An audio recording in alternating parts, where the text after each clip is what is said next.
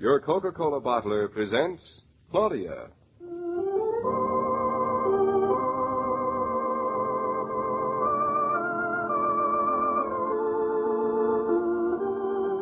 Claudia, based on the play and novels by Rose Franken. Brought to you, transcribed, Monday through Friday, by your friendly neighbor who bottles Coca-Cola. Relax, and while you're listening, refresh yourself. Have a Coke.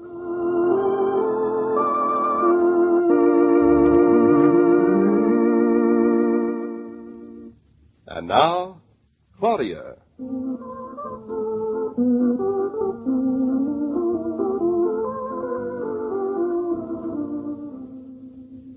What time is it, Claudia? Just a little before 10. So late. I should be getting home. Oh, stay a little longer, Mama. What do you want to go home for? That parrot of mine has an insatiable appetite for conversation. Haven't I? I should think yours would have been satiated by now. Claudia, are you sure you don't want to come and spend the night at my house? I'm sure, Mama. Well, as you like, if you don't mind being alone. May sound silly, Mama, but I feel sort of closer to David here. His pipe's over there on the shelf, coat hanging in the closet. That's not silly at all. I understand very well. But I should think you'd feel very close to David even without the pipes and coat. Very close, Mama. He's in Chicago. How many times did he call today? Only once. He said everything was going beautifully. The board committee was very enthusiastic about the freight terminal. The money would be raised, and... Oh, Mama, I'm glad it was so successful. It sort of makes it all worth it. There you go again. All worth what? Worth David's being away for 2 nights, of course. Oh. If the Chicago business hadn't worked out, it'd be such a waste. Being apart doesn't harm people who love each other. It may hurt them, but never harms them. I hurt awfully. Lonesomeness hurts. How's your finger? Fine now, doesn't hurt me a bit. Have you told David about Bluff? No, I thought I'd wait till he got back. Mama, what do you suppose David is doing right now? Right now? Mm-hmm. 10 o'clock? Oh, sitting around with some of the men discussing things? David's the handsomest. Well, he may be the handsomest of men, but right now you're not the handsomest of wives, not by a long shot. I'll bet I look awful. I don't even dare peek in the mirror. But I'll look very glamorous tomorrow when David comes home. Wait and see. You think you'll look glamorous tomorrow just because you're going to bed with your front hair in bobby pins? And cold cream on my face and oil on my nails. Hush up, hush. I don't want to hear any more of your beauty secrets. I might end up looking like you. In a way, a very little way. It's a good thing David went away. What very little way is that? Well, a woman needs a little time to herself to, well, keep herself up as well as she should. Who told you? What do you mean, who told me? I'm a woman, aren't I? Oh, that's right. The way you act most of the time, I keep forgetting you're going to be a mother. David doesn't forget. His future son received an airmail letter from him this morning. He sent him all his love. You'd think he'd been gone a year. Well, if you're going to be glamorous by tomorrow morning, I'd better be getting home and let you get started. I'm not the least little bit sleepy. It's funny, I'm never sleepy when David isn't around. Very funny. Mama, does my hair seem dry to you? Come over here. Dampish. It is wonderful, just right to put it up. You know, Mama, I don't see that men have any right to mind about a woman going to bed with bobby pins in her hair when they go to bed without shaving first. It's the same thing, isn't it? Don't ask me. Ask a man. I did. He minds. Too bad. Good night. Good night, Mama. You don't want to stay? You sure? I'm sure, Claudia. Just the way you feel about your home, that's the way I feel about mine. But you're alone, Mama. So are you. Tonight. Well, that's only one night. Well, it's only one lifetime, too. Maybe that's him. That's he, Claudia. When I think of the money I spent on your schooling, give him my love. Hello, David. Oh, darling, where are you? Oh, I miss you terribly. Nope, I'm fine. I mean, I'm as fine as I could be all alone. What's new? How'd everything go? Oh, I'm glad, darling. Mama's been here. She's been here all evening. Oh, Mr. Carrington sends me his regards. Well, you send them right back. I mean, you send him mine back. Darling, this is awfully expensive. When will you be home? I said I was fine, except I miss you. No, I'm not sad. Goodbye. I love you. Lots of them. Goodbye. Yes. Goodbye. Sweet dreams. Goodbye. Mama, Izzy. Mama? Oh, she sneaked out on me, Shakespeare. She thought I wanted to be alone with David. Well, now I'm alone with you. Come on, kitty, kitty, kitty, kitty, kitty, kitty. Oh, Shakespeare, are you as lonesome for another cat as I am for David? Because if you are, well, I'd feel awful for you.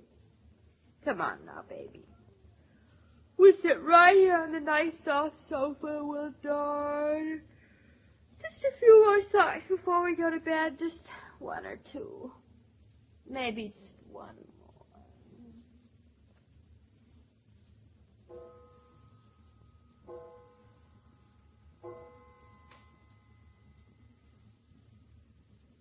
Shakespeare, stop tickling my ear. Go away now, go away.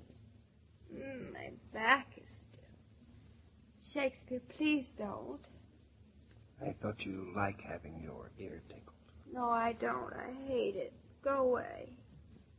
Do you always sleep on the sofa when I'm not here? Darling, it's me. What? David. David, where'd you come from? From Chicago. But what time is it? Is it tomorrow already? 3 o'clock, time you were in bed. Or were you waiting up for me? Oh, David, I didn't know it, but I'd wait up for you forever. Don't you ever dare go away again. I've missed you so. Don't worry, I won't. That's why I came back. Did you hate it as much as I did? Don't talk, just kiss me. I hated it more. But just a minute ago, I talked to you in Chicago. Yeah, I took the next plane back because you sounded as if you were getting along so well without me. Don't fool yourself. Say, you look lovely. I do?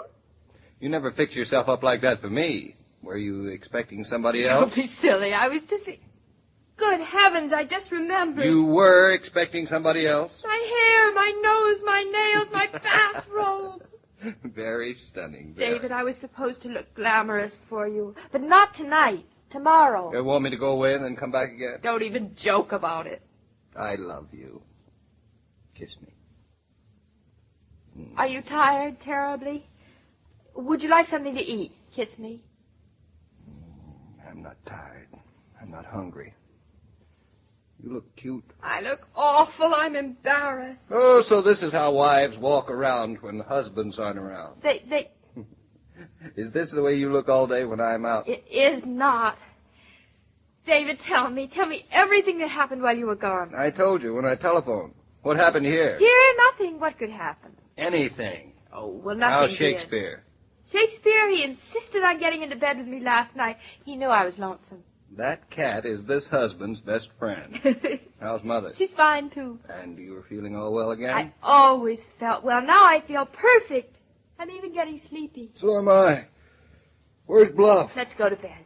You need a shave. Darling, what's that bandage on your finger? Bandage?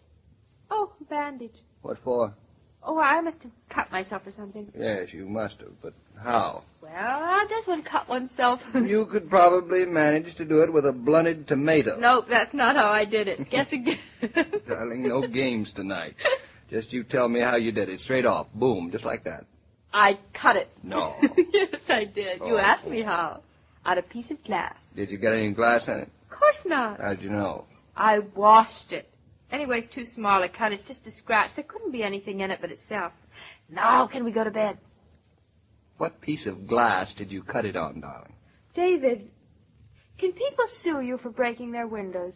Well, sure they can.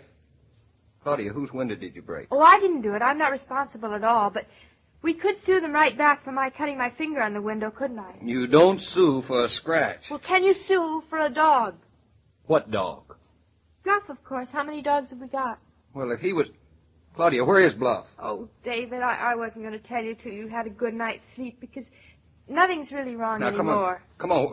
Where is he? In the hospital. What? In the dog and cat hospital. David, why did you have to ask me about that scratch on my finger? It's all your fault. My fault? Yes. His? I should have had you locked up before I went to Chicago. What happened? You don't have to look so worried. Bluff is all right now. He only has 3 stitches on his right paw and 1 on his tail. The very tip of his tail. Oh, yes, and a few under his stomach. He must look like a patchwork quilt. I left him at the hospital in case he needed help or something. We can bring him home tomorrow, though. Bluff and your finger on a window pane that isn't ours. Can we sue or be sued? Not at Mama. That reminds me, David, I did about half the jigsaw puzzle you gave me. It's not so hard. Well, this one is murder.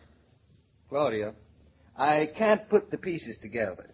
Now tell me, where did Bluff... I took him for a walk, and he was walking backwards or something when a little French poodle started to bark at him. Well, poodles are scrappy little dogs. It startled Bluff, and he jumped. No, not exactly jumped. Ducked would be more like it, more. Jumped, ducked. What's the difference? What happened? David, aren't you glad to be home? What happened, and then I'll tell you. Well, Bluff scared a grocer's boy. It really wasn't Bluff's fault. It was the poodle's. We ought to sue that poodle. Claudia, what happened? The grocer's boy, he ducked and... No, jumped would be more like it. Yes, he jumped. And he let go of his cart. It was full of things like potatoes and oranges. And it spilled. Well, what's so terrible about that? Oh, if that had been all, it wouldn't be terrible. But that isn't what happened. It didn't spill. It ran away. Not far, because it was stopped by the window of a drugstore. That's when it happened. What happened? I cut my finger. But there was no glass in it. I washed it. Aren't you glad? What was your finger doing in that window? Bluff ran after the cart. That's how he got cut, too. You sure you haven't forgotten anything else? Positive. Except it cost us $10 to sew up Bluff.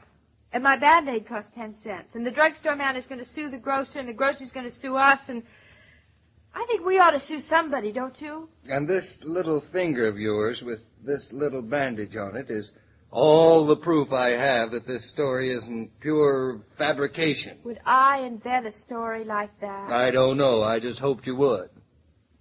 Let's go to bed. Oh, David, not with you looking like that. Why did you have to go and notice my finger? Now your coming home is all spoiled. You little dope. Come here.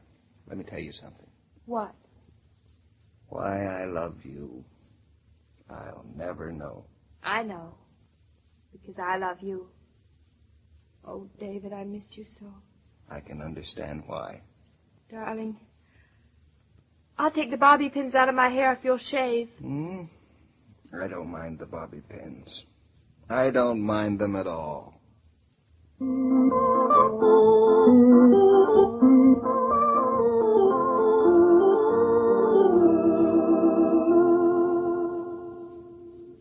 These programs star Catherine Bard as Claudia and Paul Crabtree as David. And the entire production is supervised and directed by William Brown Meloney.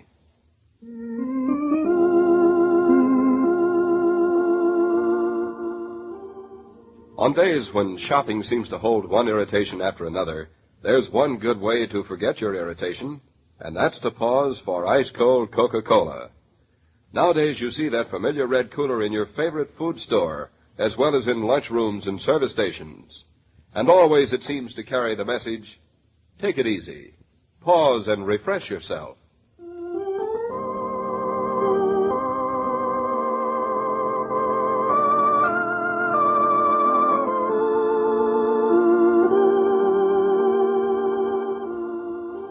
Every day, Monday through Friday, Claudia comes to you, transcribed, with the best wishes of your friendly neighbor who bottles Coca-Cola. So listen again Monday at the same time. And now this is Joe King saying au revoir. And remember, whoever you are, whatever you do, wherever you may be, when you think of refreshment, think of Coca-Cola. For ice-cold Coca-Cola makes any pause the pause that refreshes.